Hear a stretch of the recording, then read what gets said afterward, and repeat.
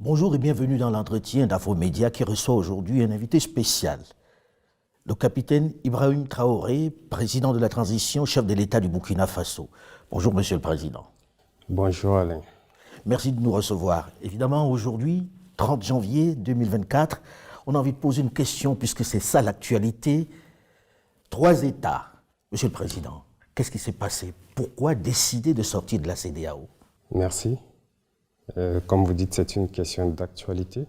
C'est intervenu le dimanche dernier, cette décision de retrait de ces 3 pays regroupés au sein de l'AES. Ce n'est pas de gaieté de cœur que de tourner le dos à une organisation, mais c'est à l'issue d'une analyse profonde.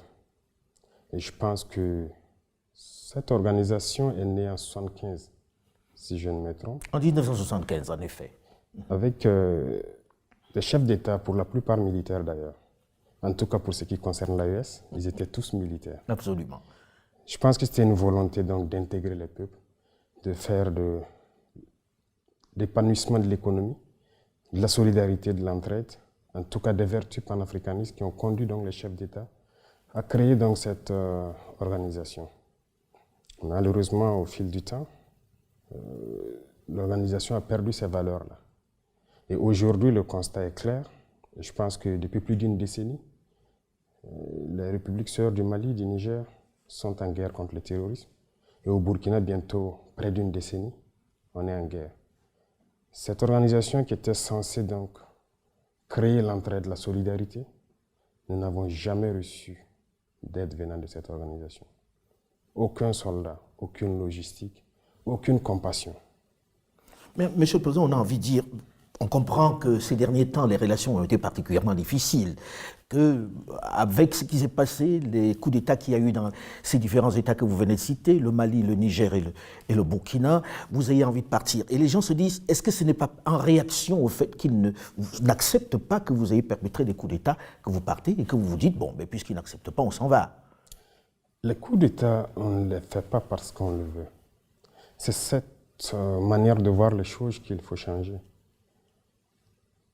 Vous êtes d'accord avec moi que d'abord ces États en crise, pour faire un coup d'État et assumer ses responsabilités, c'est très lourd.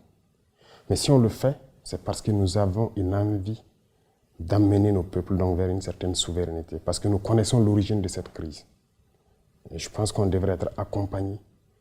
Les gens sont fiers de citer, il y a tant de millions de déplacés dans ces contrées-là. Mais qu'est-ce que vous faites pour les aider? Rien. Est-ce que vous avez le sentiment que c'est les militaires qui sont plus susceptibles de régler ces problèmes-là que les politiques, les civils? C'est votre sentiment? Tout le monde pourrait le faire.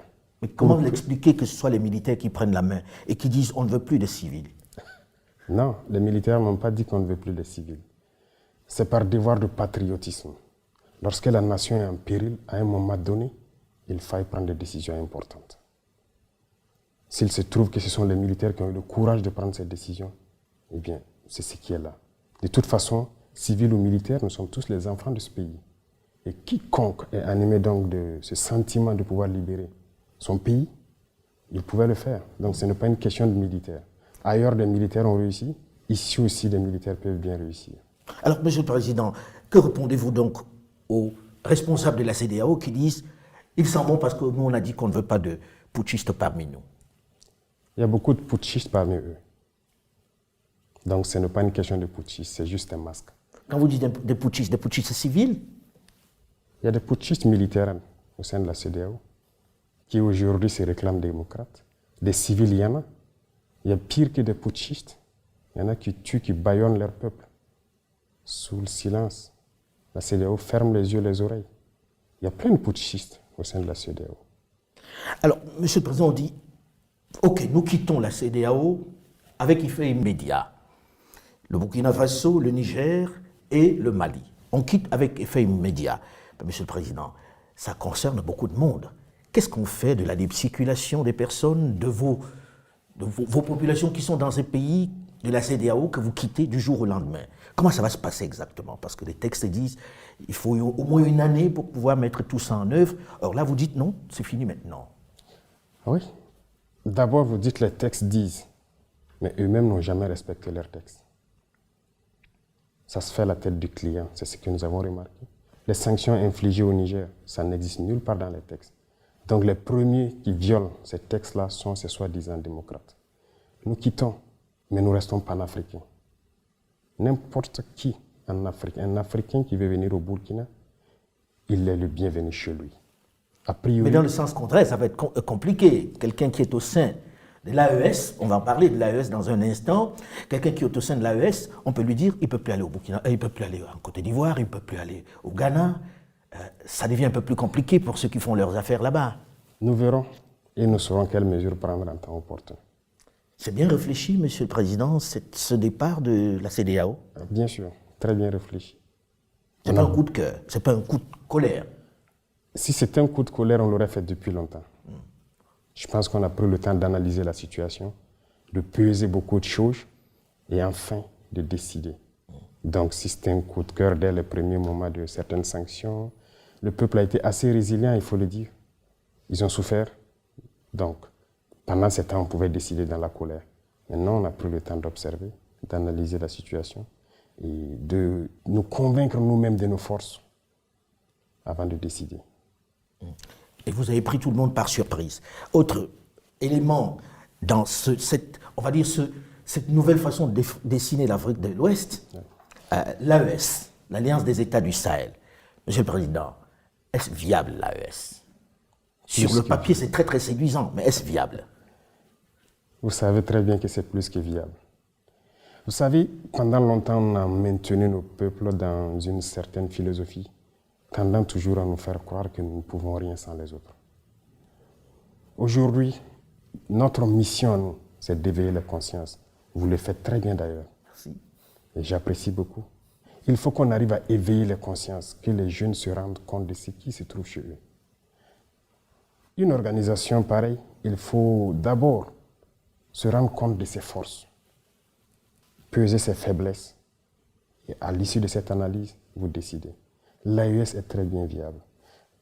Que ce soit lorsqu'on regarde les économies, Monsieur le Président, si je vous permettez, c'est des économies qui sont très intégrées. Vous produisez la même chose, vous faites exactement la même chose. Qui va vendre à qui? Comment ça va commercer? Et qu'est-ce qu'on fait du fait que ce ne sont pas des pays qui ont au moins une ouverture sur la mer? Les chiffres, c'est une chose. L'économie aussi, vous savez, nous sommes là il y a très peu de temps. Mais l'économie a été, je dirais, un peu déchirée par des régimes passés. Sinon, nous devrions avoir des économies très fortes aujourd'hui. C'est ce que je dis, en analysant nos forces, on se rend compte que nous ne devrions pas être à cette étape. On devrait être beaucoup loin.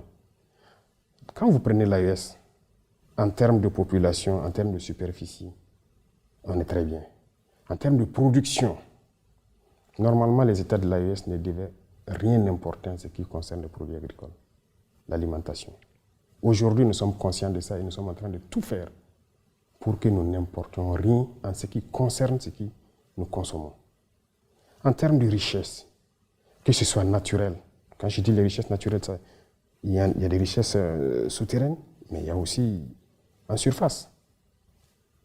On crie partout que les Africains meurent de faim, de soif, ainsi de suite, des projets inventés par-ci, par-là, par exemple pour nous donner de l'eau potable. L'AES est une grosse réserve d'eau souterraine, et même en surface. En termes de ressources minérales, on n'a rien à envier à quelqu'un. Et dans la nature, quand vous prenez des produits comme, j'aime le dire, le karité, c'est une richesse naturelle. Nous ne l'avons pas planté. C'est Dieu qui l'a donné. Mais c'est très riche. Les gens le prennent, ils le transforment. Donc nous sommes conscients de nos potentialités. L'AES n'a rien à envier à quelqu'un. Pour vous, l'AES peut se suffire, être un ensemble intégré qui fonctionne normalement? Parfaitement. Monsieur le Président, lorsque l'on regarde la démarche qui vient d'être entreprise par ces trois États, très concrètement, on écoute un peu partout le fait qu'il y a besoin qu'ils soient en train de travailler avec d'autres sur un sujet qui est le sujet le plus important aujourd'hui, la sécurité. J'ai envie de demander, Monsieur le Président, aujourd'hui, vous êtes là depuis un certain temps déjà, ça fait plus d'1 an, quel est votre bilan dans le domaine de la sécurité? Avant qu'on ne parle de ces trois États en matière de sécurité, dans votre cas, au Burkina Faso, une bonne partie du territoire est encore entre les mains des terroristes. Qu'est-ce que vous avez pu faire depuis que vous êtes là, dans ce domaine-là? Très bien. C'est la priorité en fait pour nous. Comme vous avez dit, ces terroristes, c'est tuer, brûler, déplacer les populations, s'accaparer des terres. Mais je peux vous dire à l'instant T, comme je le disais dernièrement, il n'y a pas cette portion du territoire où nous voulons partir et que nous ne pouvons pas partir. Aujourd'hui, vous allez sur tout le territoire? Partout. Des territoires qui étaient sous contrôle, si on peut le dire, depuis 3 à 4 ans. Nous mettons pied. Mais pourtant, on parle de plus d'attaques qu'autrefois lorsqu'il y avait des armées étrangères sur le territoire. Ah oui, vous êtes sûr? Plus d'attaques, c'est relatif. Aujourd'hui, nous sommes à l'offensive pour la plupart des zones. Nous ne sommes plus dans une posture de défense. Nous partons vers l'ennemi, nous cherchons l'ennemi. Lorsque nous avons décidé de prendre notre destin en main, comme on aime le dire, c'est une décision assez importante et très courageuse. Et lorsque vous décidez comme ça, toutes les cellules dormantes se réveillent d'un coup. Et c'est à ce moment que vous vous rendez compte de l'ampleur de la situation du terrorisme. On s'est bien rendu compte. Mais pour faire la guerre, il y a d'abord le patriotisme. Il y a la logistique. Et il y a maintenant l'intelligence des situations. Le patriotisme s'est réveillé dans tous les Burkinabés. Que ce soit les combattants, que ce soit les populations civiles, vous les voyez bien contribuer. Ça n'aurait pas été possible il y a quelques années de cela. Pourquoi? Il faut savoir réveiller le patriotisme en chaque peuple. Les mettre en confiance, savoir que leur patrie, c'est la seule chose qui les reste. Ça, on a réussi à le faire. Voilà pourquoi lorsqu'on les demande de contribuer, ils le font. On a demandé aux gens de s'enrôler pour combattre partout où ils sont. Même aujourd'hui, si nous décidons que nous voulons 1 million de Burkinabés pour combattre, nous les aurons. Les volontaires pour la défense de la patrie. Défense de la patrie? Oui. Les gens sont prêts, ils sont engagés. C'est pas dangereux pour eux? Non, c'est leur patrie. C'est leur patrie. Partout dans le monde, les gens se sont battus pour leur patrie. Et Monsieur le Président, lorsque l'on dit ça, on a envie de se poser la question de savoir, ce terrorisme dure depuis un moment déjà dans nos territoires, avec des armées qui sont venues et des sommes extraordinaires dépensées, de l'arsenal militaire de qualité jusque-là. Comment expliquer que d'un coup, vous décidiez que tous les trois, vous allez combattre ça sans les autres? Est-ce que c'est réaliste? Qu'est-ce qui fait que ce soit plus possible aujourd'hui qu'avec ces armées qui étaient là? C'est plus que réaliste. Il y a eu plusieurs situations.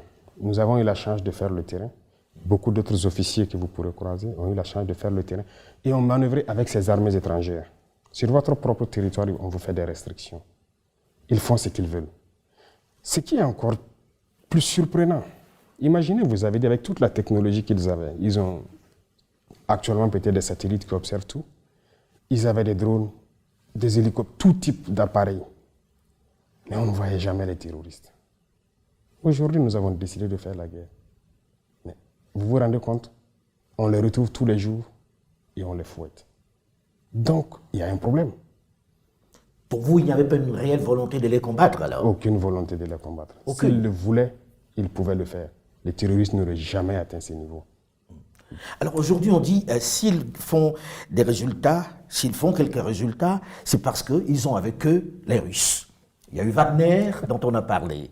Aujourd'hui, on a même les Russes qui vont ouvrir leur première base militaire avec Africa Corps. Monsieur le Président, est-ce que les Russes vous aident?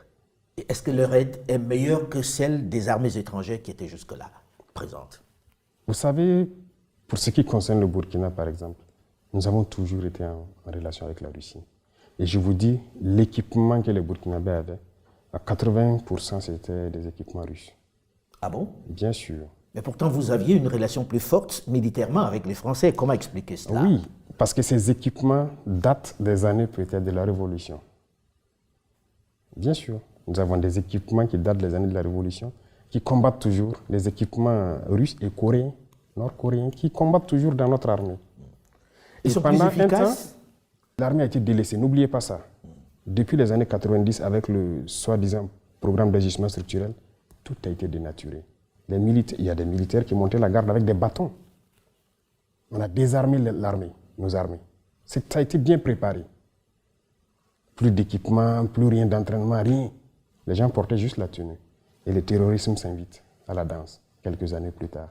Et ça chante sur tous les médias, ils sont incapables de lutter, on viendra les aider. Et le terrorisme ne fait que gagner du terrain. Aujourd'hui, avec la Russie, la relation est d'abord stratégique. Ça, je pense que vous le comprenez beaucoup mieux que nous. Et avec la Russie, il n'y a pas cet équipement que nous souhaitons payer avec eux, qu'ils ne vendent pas. Les autres nous font des restrictions. Ils vous disent que vous ne pouvez pas acheter ce type d'armes. Bien sûr. Or, les Russes vous vendent tout ce que vous voulez. Tout ce qu'on veut. Jusqu'à l'instant T où je vous parle, on nous bloque des licences de certains avions. Il y a des armes, types d'armes qu'ils ne vont jamais nous vendre. Et comment on vous l'explique, ces restrictions? Ça vous, je pose la question, où est l'amitié? Qu'est-ce qu'ils veulent? Il y a beaucoup de pays, les Russes, les Chinois, les Turcs, les Coréens, ainsi de suite. Il n'y a aucune restriction. Avec l'Iran, tout ce qu'on veut, ils vont nous faire le point. Si on peut payer, on paye. Mais avec ces États qui étaient là, soi-disant nos amis, il y a des restrictions. Il y en a même qui sont arrivés à nous dire qu'ils ne peuvent rien nous vendre qui est létal. Ah oui? Oui. Donc vous faites la guerre, vous ne pouvez pas tuer celui qui est en oui, face les de vous. terroristes, lui, nous tuent. Mais nous, on a peut-être le devoir de ramasser des cailloux, peut-être même le caillou est létal. Tout ce qui est létal, qu'ils ne nous vendent pas. Voilà leur principe. Alors aujourd'hui, avec la Russie, qu'est-ce qu'ils prennent en retour? On sait bien qu'il n'existe pas d'amitié entre les États. C'est toujours des intérêts. Chacun vient pour ses intérêts. Alors aujourd'hui, il y a la peur d'un certain nombre de personnes de voir qu'on a changé un maître pour un autre. Or, je vous connais un tout petit peu pour savoir que vous n'êtes pas dans le remplacement d'un maître par un autre. Que vous donnez-vous aux Russes très concrètement pour qu'ils soient là? Est-ce qu'ils prennent des minerais? Comment vous les payez? Est-ce que vous êtes en train de vendre une portion du territoire? C'est quoi le deal?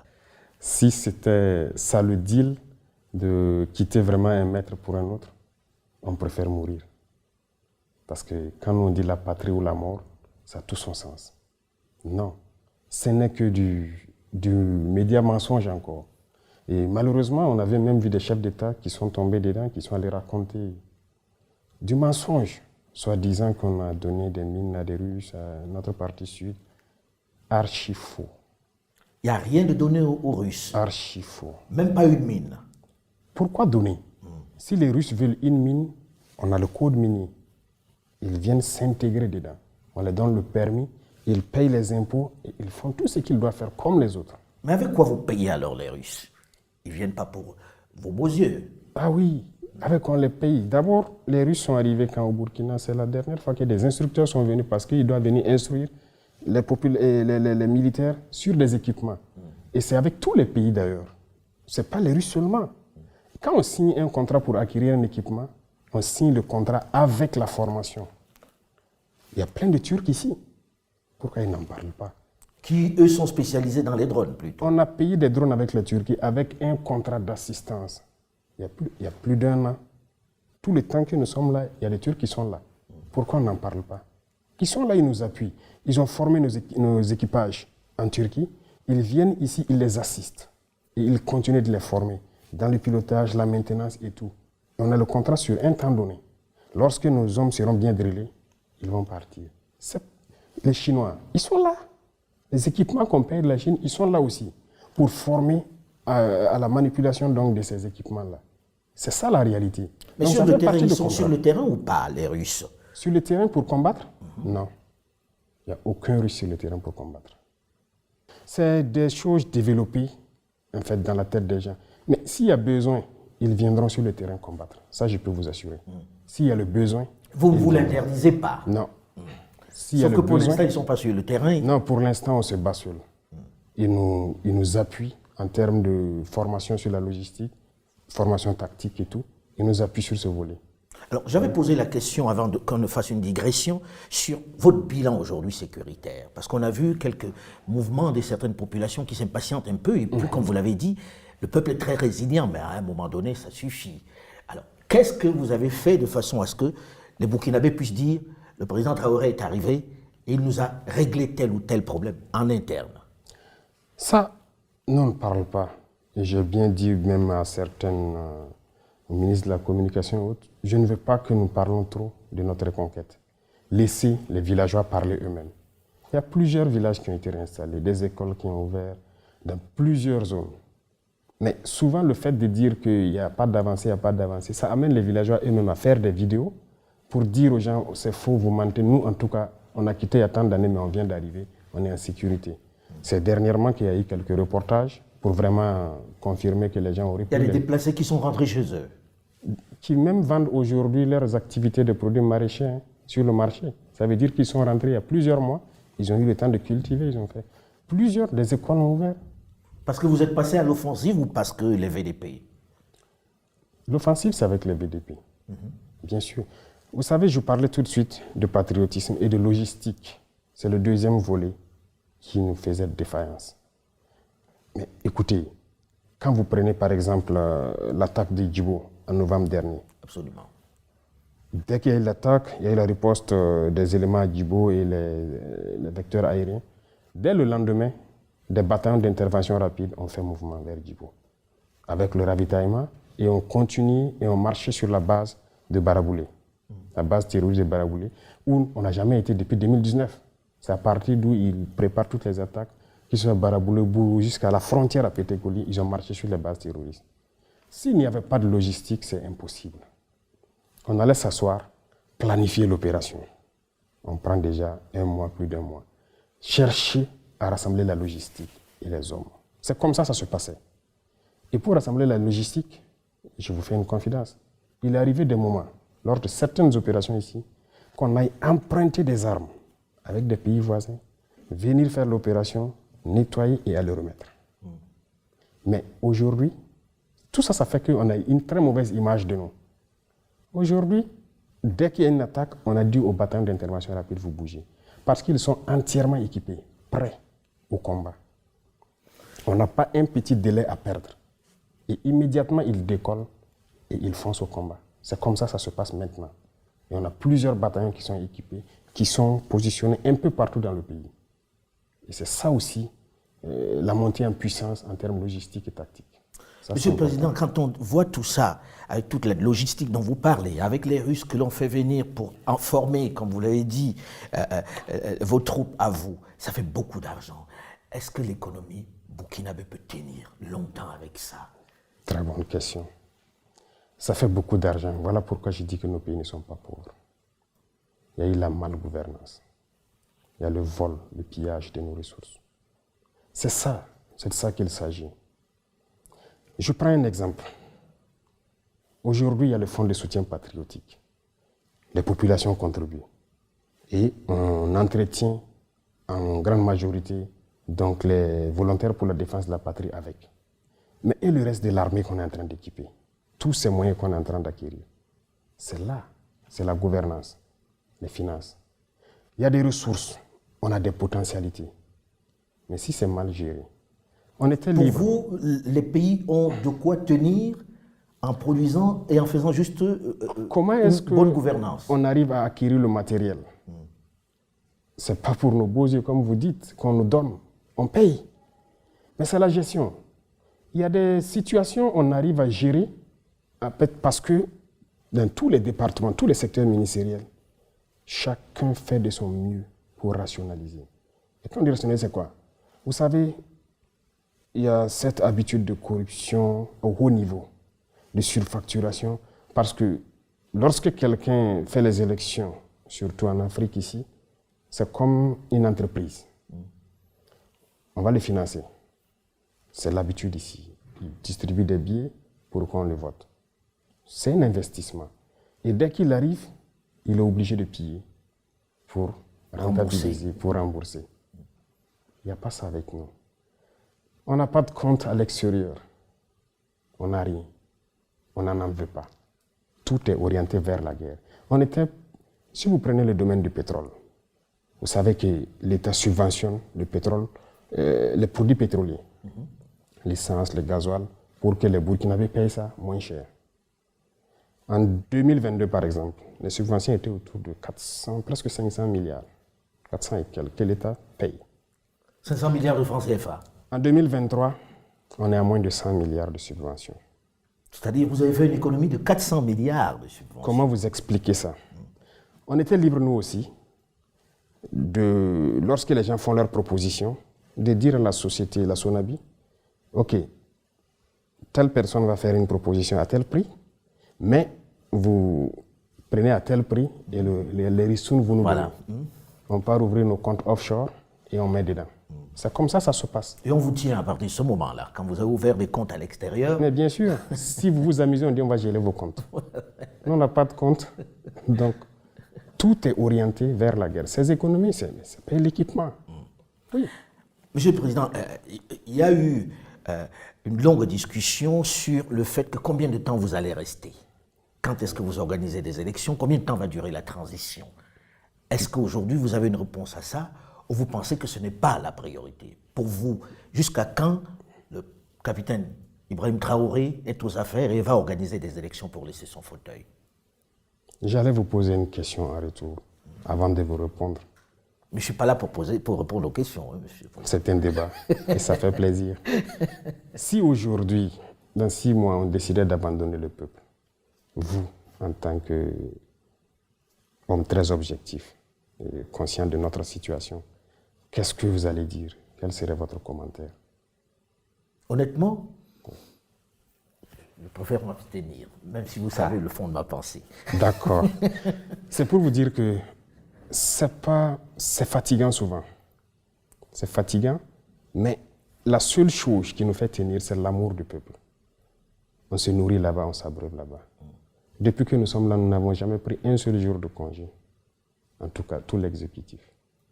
Et vous imaginez quand vous dites ça, les hommes politiques se disent, nous c'est notre métier, puisqu'il y en a qui en ont fait leur métier, on a envie de revenir à la démocratie, on a envie de revenir au Parlement avec des gens qui sont élus, on veut faire parler le peuple. Qu'est-ce que vous leur dites? Qu'on va rester comme ça ou bien qu'on va mettre sur pied un modèle nouveau qui va permettre peut-être de remettre tout sur les rails? Leur métier, ils ont appris où ce métier?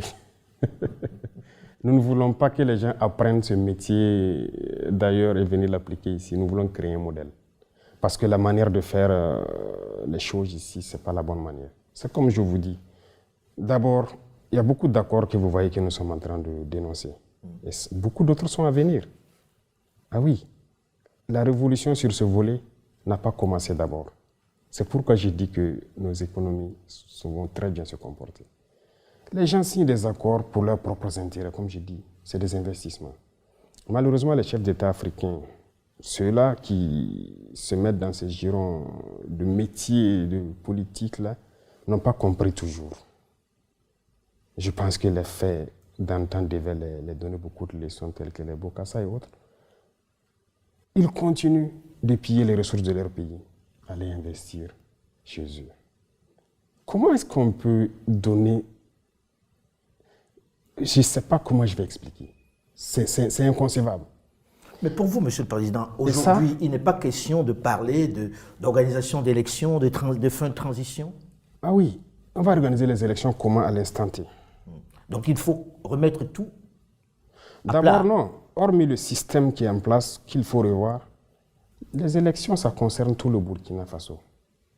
Vous pensez qu'ils sont prêts aujourd'hui à aller à Solé, aller à Falangonto pour faire les campagnes? Mais c'est des Burkinabés, ils doivent voter. Pour vous, il faut d'abord pacifier. Il faut qu'il y ait un minimum de sécurité pour que s'il y a campagne, les gens puissent aller partout au Burkina, expliquer leurs idées au peuple burkinabé et le peuple va choisir. Parce qu'il n'est plus question d'aller distribuer des billets. Ça, il y aura des réformes sur le code électoral. C'est fini ça. Si on vous prend dans ça, vous serez disqualifié. Bon, je ne vais pas dévancer l'Ouganda dans l'eau, mais c'est pour vous dire qu'il y a des réformes à venir. Cette manière de faire, d'aller acheter les consciences, c'est fini. Notre mission, c'est d'éveiller les consciences et que les gens n'acceptent plus jamais ça. Si vous pensez pouvoir gouverner le pays, vous expliquez votre programme politique. Qu'est-ce que vous allez faire? Et peut-être qu'au bout d'un temps, le peuple va vous évaluer si vous devez continuer votre mandat ou pas. Bref, on ne dira pas tout, mais il y aura des réformes sur le plan électoral. Et pour que les gens puissent faire les élections, tous les Burkinabés doivent voter. Monsieur le Président, je reviens à l'AES, qui est quelque chose d'important pour vous, puisque vous en faites le cheval de bataille dans cette guerre. Quelles sont les relations avec les autres chefs d'État du Niger et du Mali? Et est-ce qu'on peut envisager un élargissement de cette AES, même aux États qui ne sont pas dans le Sahel? La possibilité d'élargir, je commence par là, c'est possible. Dans la charte, ça existe. Donc on a fait une ouverture. Mais les rapports entre nous, c'est fraternel. C'est ce qu'on réveille de l'Afrique, c'est ça qui est là actuellement. Vous partagez la même vision sur l'Afrique? Ah oui. Parce que quelquefois, les gens sont jaloux de leurs prérogatives dans leur pays. Non, nous partageons la même vision et nous faisons la même mission. Et si vous regardez à travers donc les communications, tout ce que nous faisons, c'est pour éveiller les consciences. Pourquoi un chef d'État va se mettre à vouloir que son peuple se réveille? Les autres ont tendance à ce que le peuple s'endorme pour qu'il puisse continuer de faire ce qu'ils veulent. Nous, on veut que les peuples se réveillent pour que même après nous, que les gens ne laissent plus jamais des individus venir les mettre dans ces conditions-là. Donc, que ce soit au Niger ou au Mali ici, si vous remarquez dans notre communication, c'est toujours faire comprendre ce qui s'est passé avant. Et aujourd'hui, comment nous arrivons à casser les chaînes un peu de l'esclavage. Donc c'est ça. Il faut qu'on arrive à faire en sorte que tout le monde brise les chaînes de l'esclavage. Et c'est ça notre communication. Et c'est très important. Ça, c'est une vision. Deuxièmement, ce qui concerne notre autodétermination à nous autosuffire sur le plan alimentaire, il y a beaucoup de choses qui sont développées dans nos régions. Par exemple, quand on prend des cultures comme le blé, d'ailleurs, qu'on disait que ça ne peut pas se faire dans nos contrées, nous, on le fait aujourd'hui à grande échelle. Au Mali, ils le font à grande échelle.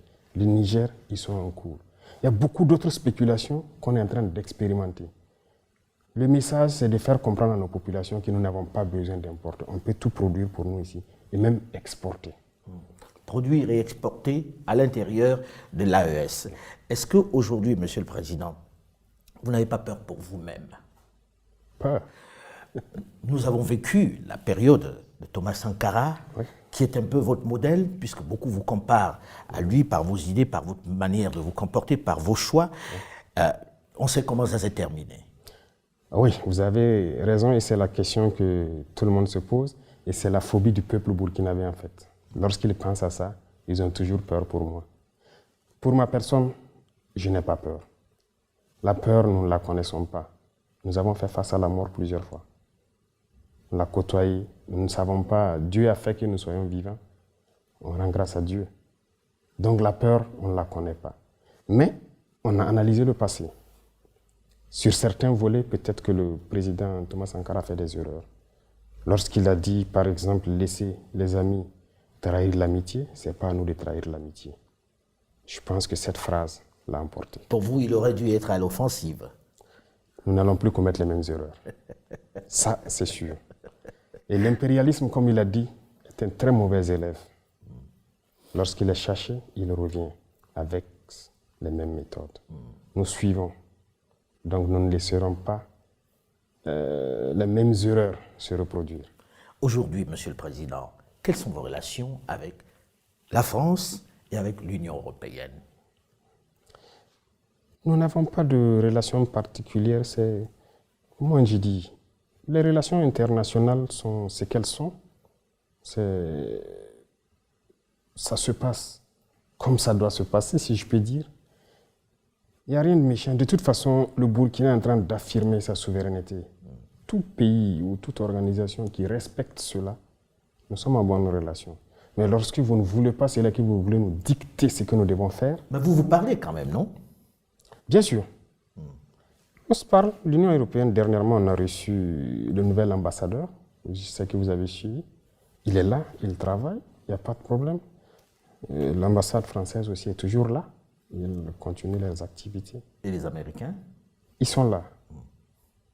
Donc il n'y a pas de souci de ce côté, la coopération continue, mais tant qu'on va respecter notre ligne idéologique, tant qu'on va respecter notre souveraineté, tant qu'on va respecter le fait qu'on veuille briser nos chaînes et être indépendant. Alors ça me donne l'occasion de terminer là-dessus. On sait que la CEDEAO n'est pas d'accord sur la sortie. En se disant, bon, pour nous, on a encore appris, je sais que la lettre leur a été adressée. Est-ce que vous acceptez encore la négociation? Est-ce que c'est envisageable que demain, vous vous dites, bon, ok, on a compris, on revient, si vous revenez à des meilleurs sentiments? Ou bien c'est terminé, on n'en parlera plus jamais? Il ne faut pas commettre certaines erreurs, je viens de vous le dire. Notre itinéraire, c'est un chemin de non-retour. Tout ce que nous faisons, lorsqu'on va décider c'est-à-dire les chaînes que nous sommes en train de briser, c'est pour toujours. Donc plus jamais de CEDEAO? Non, c'est fini. Si on entre là-dedans, et c'est ma dernière question, si on entre là-dedans, ça veut dire aussi que dans quelque temps, vous allez vous attaquer à la monnaie, qui est le CFA. Probablement. Laissez venir les choses. C'est presque inéluctable, non, Monsieur le Président? Vous savez, dans tout ce que nous faisons, ça vous a surpris, n'est-ce pas?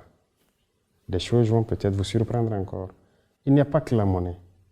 Tout ce qui est lien, qui nous maintient dans l'esclavage, nous allons briser ces liens. Merci beaucoup, Monsieur le Président. Je vous en d'avoir prie. reçu. Je vous en prie. Cet Merci. entretien est à présent terminé. Restez sur Afromédia.